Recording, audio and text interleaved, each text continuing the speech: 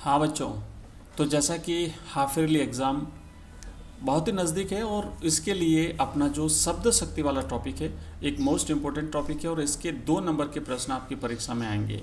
तो आज की इस क्लास में हम शब्द शक्ति को बहुत ही अच्छी तरह से पढ़ने वाले हैं। और अगर आपने ये क्लास पूरी देख ली तो मैं पूरे विश्वास के साथ कहता हूँ कि आपका शब्द शक्ति वाला टॉपिक कम्प्लीटली पूरा हो जाएगा और अच्छी तरह से आपको याद हो जाएगा। बहुत बेस्ट एग्जाम्पल के साथ हम इस शब्द शक्ति टॉपिक को आज पढ़ने वाले हैं। जितना अच्छी तरह से इस वीडियो को सुनोगे और पढ़ोगे देखोगे उतना अच्छी तरह से आपको समझ में आ जाएगा। अगर आपने बीच में छोड़ दिया तो आपका कोई फ़ायदा नहीं होगा, तो कम्प्लीटली वीडियो को देखेंगे। तो आइए करते हैं शुरू। देखो, शब्द शक्ति जो है बच्चों, इसको हम शब्द की शक्ति के आधार पर 3 भागों में विभाजित करते हैं और इसीलिए हम ये कह सकते हैं कि शब्द शक्ति जो है वो 3 प्रकार की होती हैं। तो 3 प्रकार की जो शब्द शक्ति है वो कौन कौन सी है? एक है अभिधा शब्द शक्ति, दूसरी है हमारी लक्षणा शब्द शक्ति और तीसरी है हमारी व्यंजना शब्द शक्ति। ठीक है, ये 3 शब्द शक्तियाँ हैं, अभिधा, व्यंजना और लक्षणा। अब देखो, तीनों को एक एक करके हम समझेंगे कि अभिधा क्या है, लक्षणा क्या और व्यंजना क्या है। लक्षणा के कितने भेद हैं और व्यंजना के कितने भेद हैं, ये बहुत अच्छी तरह से मैं आपको समझा दूंगा और बेस्ट एग्जाम्पल भी इतने दूंगा कि अगर कोई परीक्षा में एग्जाम्पल भी पूछा गया, उदाहरण भी अगर आता है तो वो आपको यहीं से मिल जाएगा। तो देखो, सबसे पहले तो परिभाषा की शब्द शक्ति होती क्या है। तो शब्द शक्ति के अर्थ को जिस माध्यम से ग्रहण किया जाता है, मतलब शब्द के अर्थ को, किसी भी शब्द का अर्थ हम जिस माध्यम से ग्रहण करते हैं, जिस ताकत से, जिस शक्ति से हम ग्रहण करते हैं, कोई ना कोई ताकत होती है उस शब्द की जो हमें उसका अर्थ ग्रहण कराने में हमारी मदद करती है, तो वही बच्चों शब्द शक्ति कहलाती है। ठीक है, मतलब कि शब्द के अर्थ का बोध कराने वाली शक्ति को ही हम शब्द शक्ति कहते हैं। कोई भी शब्द जो है उसका अर्थ जो है ना, उस अर्थ का हमें कैसे बोध होता है, तो जो शक्ति के माध्यम से बोध होता है वो शब्द शक्ति कहलाती है। और इस तरीके से शब्द के अर्थ जो हैं वो 3 प्रकार के होते हैं। तो 3 अर्थ कौन से हैं? एक होता है वाच्य अर्थ, दूसरा होता है उसका लक्ष्य अर्थ और तीसरा होता है उसका व्यंग्य अर्थ। और इसी के आधार पर हम इसे समझेंगे। देखो, वाचक शब्द कई बार परीक्षा में पूछा जाता है, वाचक शब्द या वाच्य अर्थ क्या होता है। इसे समझेंगे कि जिस शब्द से मुख्य अर्थ निकलता है उसे हम वाचक शब्द कहते हैं। मतलब आपने एक शब्द सुना कि जैसे दौड़ना। अब दौड़ना मतलब कि रनिंग करना, मतलब दौड़ना। आप सीधा सीधा शब्द के माध्यम से सीधे उसके अर्थ की तरफ जा रहे हैं, तो ये हो गया वाचक शब्द, ये हो गया उसका वाच्य अर्थ दौड़ना, और वाचक शब्द हो गया दौड़ना। वाचक शब्द से निकलने वाला अर्थ वाच्यार्थ या मुख्यार्थ कहलाता है। जैसे वक्ता द्वारा बोले गए वाक्य का सीधा अर्थ ग्रहण करना, मैं राजस्थानी हूँ, अर्थात क्या है कि वो व्यक्ति राजस्थान का रहने वाला है। मतलब इसका सीधा सीधा अर्थ हमें समझ में आ जाता है। कोई किसी प्रकार की हिडन बात नहीं होती है, उसके पीछे का कोई आधार नहीं होता है, उसके पीछे की कोई बात वो नहीं कहना चाहता है। सीधा शाब्दिक अर्थ जब समझ में आता है तो वो वाचक शब्द होता है और वो वाच्यार्थ या मुख्य अर्थ कहलाता है। अब देखो, लक्षक शब्द क्या होता है। अब हम वाचक शब्द के बाद में दूसरा जो लक्ष्य अर्थ है वो अर्थ ग्रहण करेंगे कि जिस शब्द से मुख्यार्थ से भिन्न परंतु उससे संबंधित अर्थ निकलता है, उसके लक्षणों के आधार पर जब अर्थ ग्रहण किया जाता है। मुख्य अर्थ नहीं निकलता है, लेकिन मुख्य अर्थ को छोड़ करके उस शब्द के लक्षणों के आधार पर जब अर्थ ग्रहण किया जाता है तो उसे हम लक्षक शब्द कहते हैं। उस अर्थ को लक्ष्यार्थ और उसका जो अर्थ होता है वो लक्ष्यार्थ कहलाता है। अर्थात वक्ता द्वारा बोले गए शब्द का लक्षणों के आधार पर अर्थ ग्रहण किया जाए। जैसे मैं राजस्थानी हूँ, इस वाक्य में यदि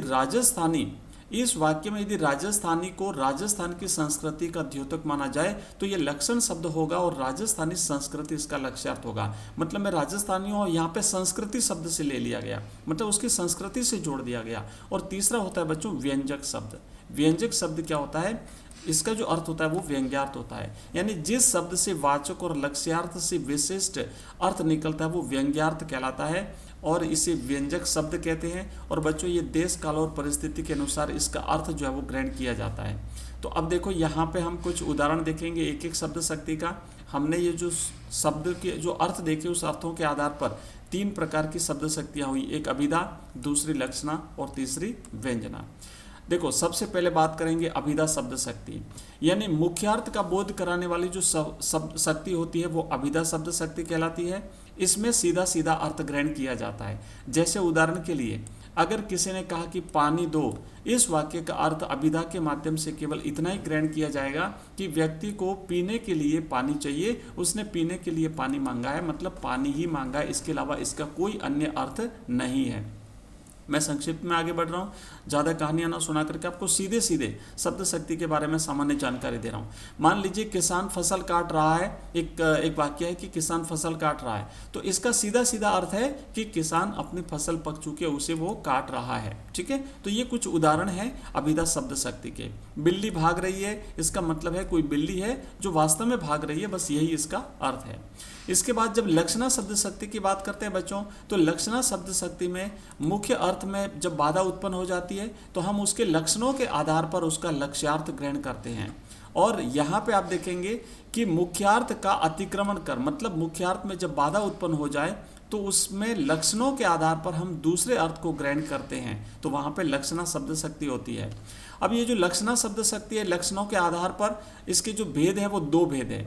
एक तो होती है रूढ़ा लक्षणा। याद करिएगा कि जब किसी काव्य रूढ़ी को आधार बनाकर लक्षणा शब्द शक्ति का प्रयोग किया जाता है तो वहाँ रूढ़ा लक्षणा मानी जाती है। जैसे भारत जाग रहा है, इस वाक्य में भारत से वक्ता का तात्पर्य भारत देश न होकर के भारतवासी है, यहाँ के निवासियों से लिया गया है ना। भारत जाग रहा है मतलब भारत के नागरिक सचेत हो रहे हैं, जाग रहे हैं। और एक अन्य होती है बच्चों, दूसरी जो शब्द शक्ति होती है वो होती है प्रयोजनवती लक्षणा। मतलब जब किसी विशेष प्रयोजन के आधार पर अर्थ ग्रहण किया जाता है, जब किसी विशेष प्रयोजन से प्रेरित होकर लक्षणा शब्द शक्ति का अर्थ ग्रहण किया जाता है तो वो प्रयोजनवती लक्षणा कहलाती है। ये आपको ध्यान रखना है। अब जैसे देखो, आओ मेरे शेर, है ना, उसका मन पत्थर बना है, हम तो गंगावासी हैं, यह ताजमहल कब तक पूरा होगा। तो इस प्रकार की ये लक्षणा शब्द शक्ति। और अंत में बच्चों होती है व्यंजना शब्द शक्ति। मतलब इसमें यह होता है कि मुख्यार्थ और लक्ष्यार्थ के अलावा जब कोई तीसरा अर्थ ग्रहण किया जाता है ना, वो देश काल और परिस्थिति पर निर्भर करता है, तो हम उसे व्यंग्यार्थ कहते हैं। अब इसमें कुछ उदाहरण देखेंगे हम, हालांकि इसके भेद भी है, तो भेद देखेंगे हम। दो भेद है इसके, एक है शाब्दी व्यंजना और दूसरा है आर्थी व्यंजना। देखो शाब्दी व्यंजना क्या है कि जहाँ व्यंग्यार्थ किसी विशेष शब्द के प्रयोजन पर आधारित होता है तो वहाँ शाब्दी व्यंजना होती है, और जहाँ व्यंग्यार्थ किसी अर्थ पर आश्रित होता है तो वहाँ आर्थी व्यंजना होती है। उदाहरण देखो, कुमार बोला बेटी बादल हो रहे हैं। उक्त वाक्य के भिन्न भिन्न व्यंग्यार्थ निकले, जैसे बर्तन अंदर ले लो, मिट्टी गीली हो जाएगी, हमें बाहर नहीं जाना चाहिए। मतलब बादल हो रहा है, इसका मतलब बारिश आ सकती है, बारिश आ सकती है तो बर्तन अंदर ले लो, है ना। दूसरा अर्थ ये हो सकता है भाई मिट्टी गीली हो जाएगी, कुम्हार है ना, तो कुम्हार को मिट्टी जो उसका वो जो बर्तन बनाने के लिए काम में ले रहा है कि भाई मिट्टी को गीली न हो, ऐसे कोई उसको ढक लिया जाए। या फिर इसका अर्थ ये भी ले सकते हैं कि भाई हमें बाहर नहीं जाना चाहिए, बादल हो रहे तो बारिश हो सकती है। तो इसके तीन अर्थ निकल रहे हैं, मतलब और ज़्यादा परिस्थिति के हिसाब से और भी अर्थ निकल सकते हैं। उसने कहा संध्या हो गई, तो अब देखो इसके कई सारे अर्थ हैं। गायों के आने का समय हो गया, या फिर बत्ती जलाने का समय हो गया, या फिर हमें मंदिर चलना है, आदि आदि। तो देश काल और परिस्थिति के हिसाब से इसके भिन्न भिन्न अर्थ निकलते हैं। तो बच्चों ये हमने संक्षिप्त में इसे करने का प्रयास किया है, क्योंकि हमें बहुत सारे टॉपिक करने, टाइम कम बचा है, इसलिए ये जो हमने शब्द शक्ति पढ़ी है, मैं आशा करता हूँ आपको समझ में आ गई होगी। और अगर फिर भी नहीं आई, कोई डिफिकल्टी है, तो आप मुझे कमेंट बॉक्स में कमेंट कर देना। मैं इसे दोबारा नए सिरे से अच्छी तरह से दूसरे तरीके से समझा दूंगा। और इसी तरीके से हम हिंदी के सारे टॉपिक करेंगे। तो आप लगातार हमारे साथ बने रहिए, अपने मित्रों के साथ इस क्लास को शेयर करेंगे, साथ ही साथ इस वीडियो को लाइक भी करेंगे, चैनल को सब्सक्राइब करेंगे। लाइव क्लास 8 बजे आती है, आप उसे ज्वाइन करेंगे।